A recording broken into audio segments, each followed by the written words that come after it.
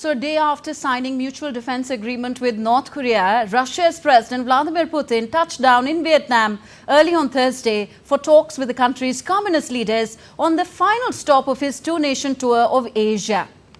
Putin was welcomed in Hanoi with a 21-gun salute during a military ceremony on Thursday, as he was praised by one of the country's top leaders. Vietnamese President To Lam said that Vietnam wants to boost ties with Russia.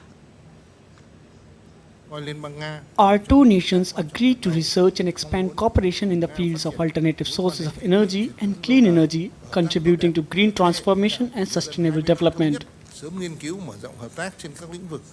Russia and Vietnam signed over 10 agreements, including bilateral cooperation in sectors like oil and gas, nuclear science and education.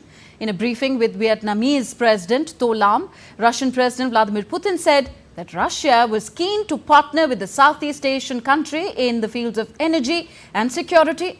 Putin said Moscow and Hanoi are interested in building a reliable security architecture in the Asia-Pacific region. He also said that Russian companies were ready to invest in liquefied natural gas projects in Vietnam. Our countries firmly uphold the principles of supremacy of international law, sovereignty, non-interference in the internal affairs of other states. They coordinate efforts on key multilateral platforms, including the UN, as well as within the framework of Russian-ASEAN dialogue and at East Asian Summit. North Korean leader Kim Jong-un earlier gifted Russian President Vladimir Putin a pair of Pangzan dogs, a local breed, during his state visit. Pangzan are a breed of hunting dogs native to a region in the northern part of North Korea. The two leaders bonded over their love for animals during the meeting. The two leaders also took turns to drive each other around in a Russian-built Oris limousine, one President Putin presented Kim Jong-un as a gift. And now DD India's Dasha Chernishova joins us live from Moscow on Putin's two-day trip to North Korea and Vietnam. Dasha, how far has Putin's Hanoi trip been successful in terms of outcomes?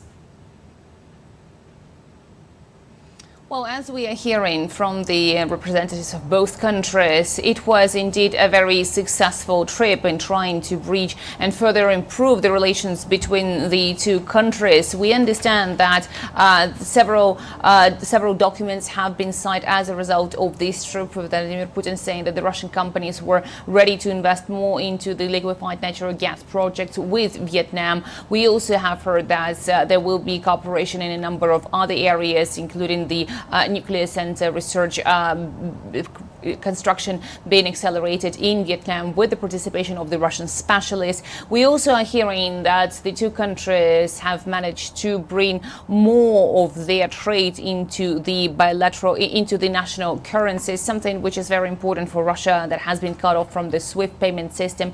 And the two countries are interested in further developing transport communications, especially when it comes to the transport corridor which connects Russia's Vladivostok with Vietnamese Ho Chi Minh. At the same time, the Vietnamese officials have all said that the Russian position in the world stage is improving. It is getting stronger and stronger, and that's why they are interested in tighter cooperation with Moscow. They will be increasing the cooperation in the area of security and defense, and also the two sides have managed to sign an agreement which under which these two countries are not going to enter any alliances that could jeopardize their independence or sovereignty.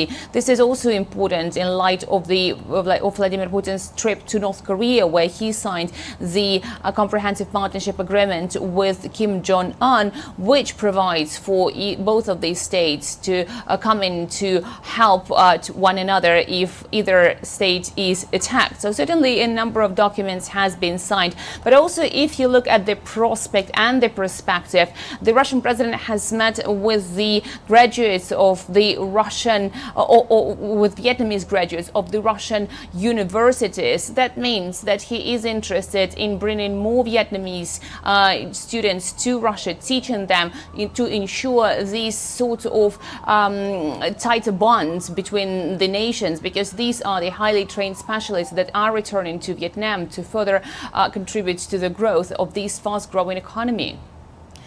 Okay. Dasha, how does the Kremlin view the latest round of sanctions targeting the Russian liquefied natural gas for the first time?